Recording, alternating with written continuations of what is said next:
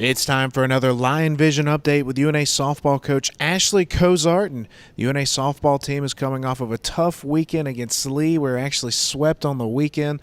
Our first conference sweep, I guess, being swept going back to the 2015 season. And, Coach, we had two great efforts from Hillary Carpenter and Raven Cole, but we just could not get the bats going this weekend. Right. I'm really proud of what they did in the circle. I mean, they gave us a chance every game and kept the runs down. And there's no reason we shouldn't score 3 or 4 runs, at least one of the, some of the games in the weekend. So, the pressure's on our hitting, and we've been preaching that every game, and the girls know that. It's just a point at this point. We've got to dig deep and find out what we have to do, as an individual player, and, bring all we got to the plate.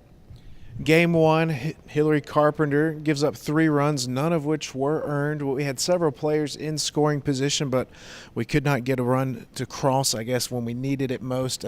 Mackenzie Roberts, though, had a shot at a home run, and their center fielder just made a spectacular catch out there to rob Mackenzie what would have been a game-tying home run. Yeah, Lee actually put the video on Twitter, and I went back and looked at it that night, and that ball, it would have been over. I mean, her whole entire glove was, past the fence, and so she made a great play on it. But, again, that 7th inning is when we, had to kick it in, and I would have liked to see that, a few innings before, and us put some pressure on them. But, I liked our effort, toward the end of the game, and so we have to bring that fire every inning and just try to win every inning from here on out. Game 2, Raven Cole was in the circle, and Raven looked like Raven of last year. She battled through some situations and just competed the entire ball game. She did. I loved her mentality, her focus on the mound.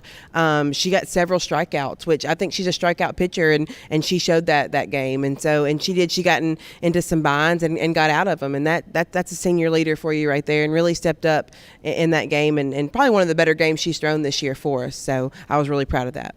Right now, with this team, Coach, sitting in 6th place in the conference standings, there's still a lot of softball left to be played. The expectations were huge on this team, maybe a little too big, possibly comparing them to last year's team. But where do we go from here? What kind of adjustments do we make? I think like I said, we preached to them about the hitting. We just have to make adjustments in games and know what the pitchers are throwing us, and just be mentally ready. I think we've been really nervous playing at home. I think a lot of our players feel like we have to do what last year's team did, and we've had so many great home games and the home tournaments that we've had.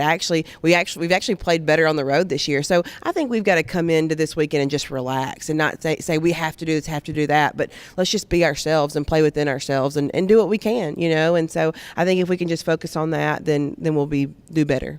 It continues this weekend with West Alabama coming into town for a 3-game Gulf South Conference series, starting at 2 and 4 on Saturday. Sunday's finale at 1 p.m. What does West Alabama look like this season? They have a new coach, and she's doing a great job with them. They do the little things right, and just a scrappy group. They put the ball in play, and they make you work for it. And so we're just, like I said, every game matters from here on out for us. And so we have to bring our A game every game.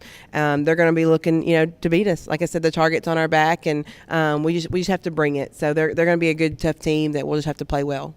UNA softball at home this weekend, taking on West Alabama at the UNA softball complex. Saturday starts at 2. Sunday's finale, Game 3, will be at 1 p.m. Doubleheader Saturday. Let me go back and add that. Get out and support UNA this weekend.